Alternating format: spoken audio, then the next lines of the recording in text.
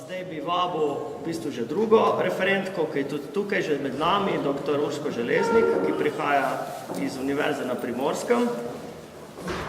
Ne bi mogla, da se zahvaljujem za besedo. V bistvu deloma se bom navezala tudi na referat doktorice Zahvaljujem, vendar pa v bistvu je moj podarek nekje drugje bi povedala. Namreč v svojem prispevku želim nekako v grobih obrisih predstaviti v bistvu odnos do otrok skozi to skrb za njihovo telesno zdravje in sicer zlasti pač skozi primer črnih kos in njihovega preprečevanja. Namreč otroci so bili ključni objekti širše profilakse, ki je propagirala splošno cepljenje proti tej bolezni, seveda tudi v kontekstu populacijske politike, ki je spodbujala razvoj medicine. Omenjeni problematiki je zlasti zaradi številnih kontroverznosti okrog tega ukrepa, mogoče slediti tudi v javnem diskurzu. Odnos staršev otrok skozi zdravstveni vidik pa je mogoče pozvati tako skozi retoriko o preventivi, kot tudi kurativi.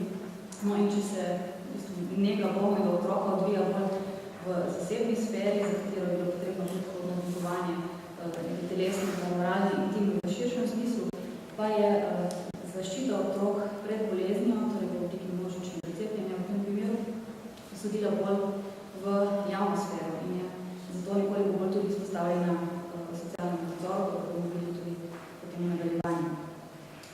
No, vsekakor pa je te teme potrebno seveda umestiti v obstoječe situacije povezane z materinstvom, v dobi oblikovanja materne družine tekom 19. stoletja in skrb za otrokovo zdravje je bila po eni strani usklajena tudi samim krščanskim načeli, po katerih so starši tudi pred Bogom odgovorni za zdravje svojih otrok.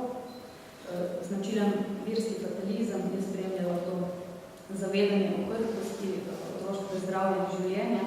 Otroško rodljivost se znatno zmanjšala šele prelomom 19. in 20. stoletja. Vendar pa tudi kulturna definicija materinstva, kako ugotavljajo seveda številni zgodovinarji, se v teku 19. stoletja vidno spremeni. Z ustvarjanjem zasebnosti oziroma s tem jasnejšim ločevanjem med javno in zasebno sfero pridobila mati vse osrednješo vlogo v družini in njena tesna čustvena vez z otrokom postaja tudi na nek način kulturni dar. Tako naj bi tudi recimo nega bolnega otroka, poleg materialnih okoliščin, vključevala seveda tudi socialno-emocionalno dimenzijo, ki se v tem času se dogaja. Širši družbeni diskurs o skrbi za blago in pa zdravje otrok pa slednjega predstavlja tudi kot stvar države, ne samo družinske zasebnosti, kajti v luči denarno preboljujočih scenarijev v tem času naj bi bila od zdravja mladega prebivalstva odvisna tudi prihodnost naroda samega. In s tem se po mnenju nekaterih zgodovinarjev odgovornost žensk, ki se začenja v bistvu že pred otrokovim rojstvom, še dodatno tudi razširi. Na drugi strani pa se krepi tudi pomen materine odgovornosti za otrokovo dobrobit. Namreč Bog ne predstavlja več osrednjega ali edinega zagotovitelja otrokovega zdravja, ampak so to starši sami tudi, zlasti pa ženska, ki je definirana skozi svoj naravni poklic matere. Pomembno je tudi, da smo pričali kakšni certifikaciji materinske skrbi oziroma nege.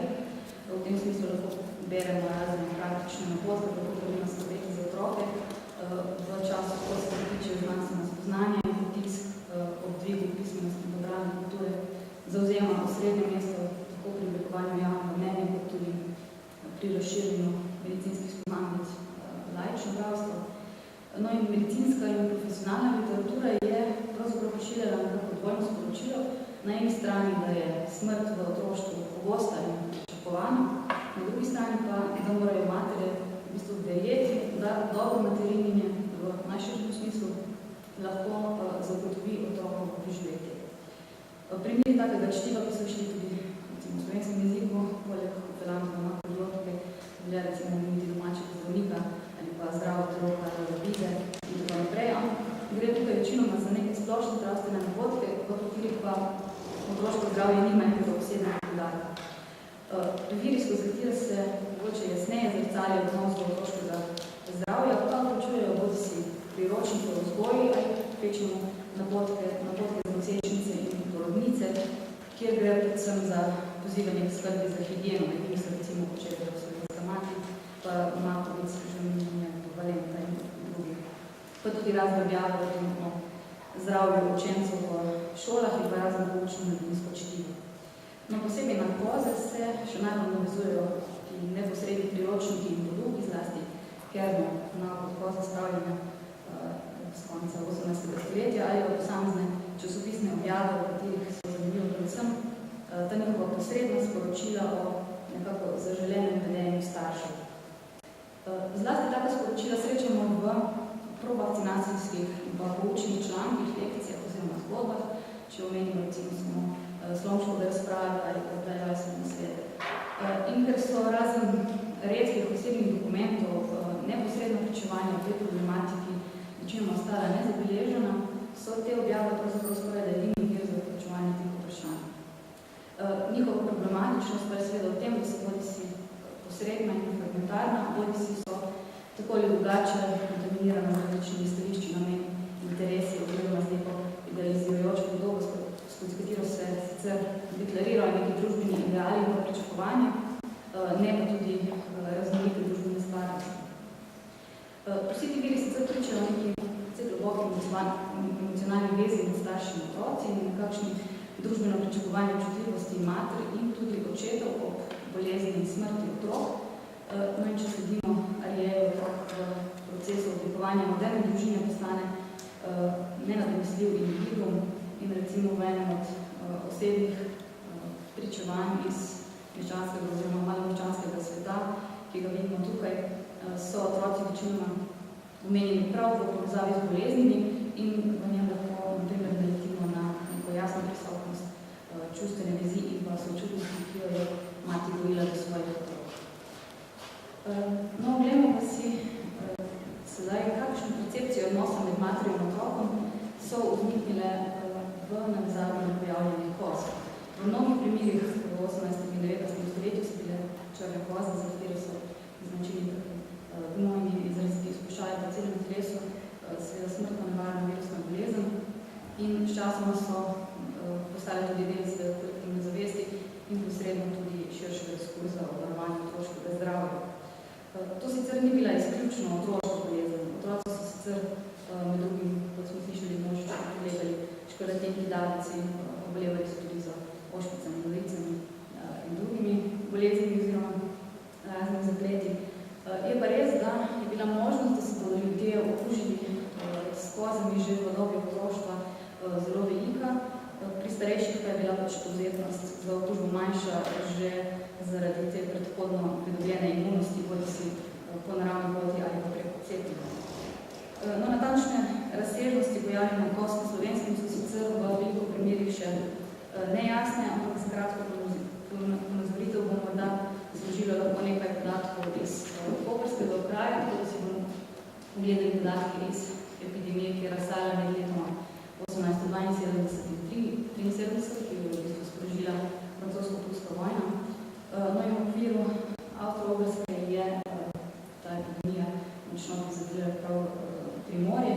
Recimo v Kopru je za kozom dobolelo 314 in umrlo 44 oseb. Vidimo pa, da je bilo med obolelimi pravzaprav samo 41 otrok do 10. leta starosti. Največ je bilo dejansko odraslih med nekako 21 in 40 letom starosti. Vendar pa je mogoče sklepati, da je bila bolezen za najmlajše otroke, se pravi do 5. leta starosti, najnevarnejša. Kajti dobra polovica otrok je za kozami umrla, medtem ko pri ostalih skupinah delež letalitete ni presegel recimo 13%. Ozdraveli so tukaj prikazali na rdečo, umrli pa zelo dobro. No, prvotna metoda cepljenja proti kozam je v Evropo prišla v prvih desetletjih 18. stoletja, šlo je za, kot ste slišali prej, imenovano inokulacijo oziroma varioalizacijo in se je marsikje uveljavljala zelo počasi. Recimo Voltaire je v svojih pismih iz Anglije v leta 1731 zapisal, da imajo Evropejci Angleže, ki so ta postopek prvi sprejeli, najbolj za neumne norce, saj po njegovih besedah paradoksno svojim otrokom dajejo koze samo zato, da jih ne bi dobili in jih naredijo zelo boletne, le da bi preprečili neko sicer negotovo zlo. In na drugi strani Evropejci za strok 5, ker se bojijo svojim otrokom povzročiti malce bolečine in jih zato izpostavijo smrtno nevarne bolezni. No, ampak korelacija, pri kateri se je virus človeškega gole iz gnojnega mehurčka ali pa zmlete kraste kozovega bolnika vneslo zihro ali lanceto, je bila za cepljenega še relativno rizična. Postopek je opisan v tem primeru. Namreč obstajala je možnost manifestacije neke hujše, celo smrtne oblike koz.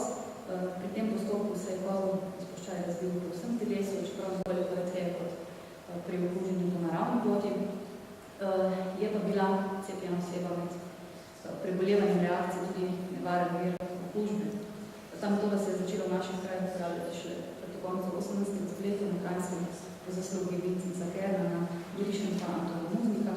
Prebolevanje cepljenih koz za otroke in tudi njihove starše vsekakor ni bilo prijetno in je lahko trajalo tudi dobro 2 tedna. No, kar pa je leta 1798 ameriški zdravnik, o tem smo prej že slišali, Edward Jenner, pravzaprav ponovno odkril postopek vakcinacije, torej cepljenje z govejo vakcino, sta tako Kern kot Muznik v začetku 19. stoletja začela uporabljati cepivo iz kravljih in več človeških koz. Je bila to ta Jennerjeva metoda, ki je sicer niti vsa strokovna, kaj še laična javnost, ni takoj sprejela, je pa pomenila seveda ključen moment v preprečevanju koz, kajti ta način je bil v primerjavi z regulacijo zacepljenega manj tvegan. Reakcija je izvala kozov izpuščaj samo na mesto cepljenja in neko blažje obliko obolenja. Sicer cepljenje ni na ta način pridobil trajne imunosti, zato je bila največ po 10 letih potrebna revakcinacija. No in ponekod se je ohranila tudi dokumentacija in pa evidenca, ki je nastala ob izvajanju vakcinacije oziroma revakcinacije. Večinoma gre sicer za splošno cepljenja, vendar pa recimo ena od evidenc iz Koprskega okraja zadeva izključno otroke. Gre za vakcinacijo v leta 1835, ko je bilo cepljenih 838 otrok, od tega 192 v mestu Koper, ostali pa v njegovi širši okolici. Odstotek necepljenih je tu nizek, kajti znaša že slabih 5%, večinoma pa je bil posledica utemeljene slabotnosti otrok in le v zelo majhni meri neudeležbe pri cepljenju. Sicer izogibanje cepljenju ni bila nobena redkost. Čeprav je bilo cepljenje predpisano ali pa vsaj priporočeno, veljalo pa je tudi, da otroci brez dokazila o cepljenju niso imeli vstopa v šole oziroma javno šolo. No in čeprav je cepljenje kot nek razsvetljenski medicinski dosežek predstavljalo zagotavljanje razuma in človekovega obvladovanja narave, pa seveda nam ukrepa niso vsi segmenti prebivalstva sprejeli enako naklonjeno, recimo višji ali pa bolj izobraženi sloji, in je sprva zgodila veliko nelagodja in pa nezaupanja, predvsem zaradi začetnih neuspešnih poskusov, zaradi rizičnosti, možnosti in tudi zapovedi na ljudi niso imeli vse učinka, ki bi si ga vlasti želeli. Zato je bilo to prepričevanje, tudi potem, ko je bila praksa že utečena in je potekalo preko raznega čtiva, dnevnega zabavnega, vzgojno-didaktičnega piska, priročnikov in napotkov, kot recimo v tem primeru, ko gre za tako, lahko rekli, krščansko moraliziranjem, kjer se potem poziva tudi glasnike razumnosti, kot si župane, učitelje, medicinske vedence ali pa župnike, da prevzame del odgovornosti o razglašanju potrebnosti cepljenja. Nenazadnje bo lahko skozi ta diskurs opozorno percepcije materinstva, da nima prenos odgovornosti za zdravje otrok na matere same in pri tem se je v očeh družbe ustvarjala nekakšna izrazita dikotomija med dobrimi in poslušnimi materjami, torej tistimi, ki so otroke peljali cepiti, kot recimo v eni od didaktičnih zgodb, v kateri je mati opravila v bistvu to svojo materinsko dolžnost cepljenja otrok in je zato tudi prikazana kot ljubeča in skrbna. In potem na drugi strani materami, ki so cepljenje izpustile in so zato prikazane kot malomarne, nespametne in tako naprej.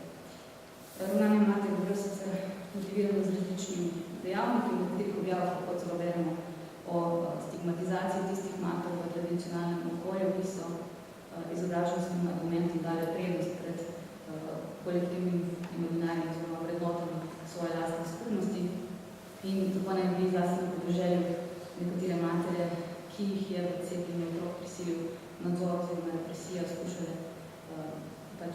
dosega izničiti na svoj način, kot je pisano v tem primeru, ki smo ga tudi že preomenili.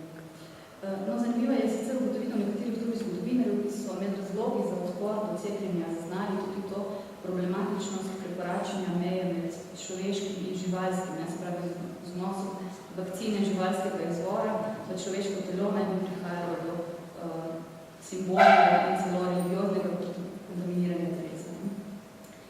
No in če zaključim z vprašanjem, ali otroka raje izpostaviti dvomljivemu cepljenju ali na drugi strani bolezenski nevarnosti, so se matere v teh primerih na nek način znašle na razpodu med starševsko skrbnostjo na eni in nezaupanjem do medicine na drugi strani.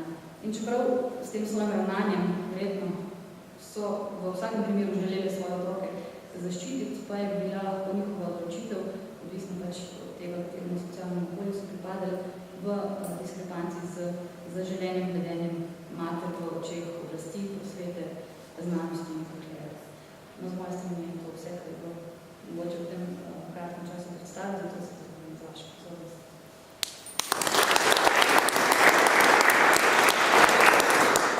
Najlepša hvala tudi kolegici Urški, da je tole na primeru KOS smo šli naprej, zdaj smo bili bolj egzaktni v tem primeru, ker v bistvu se vidi, kako se na nek način že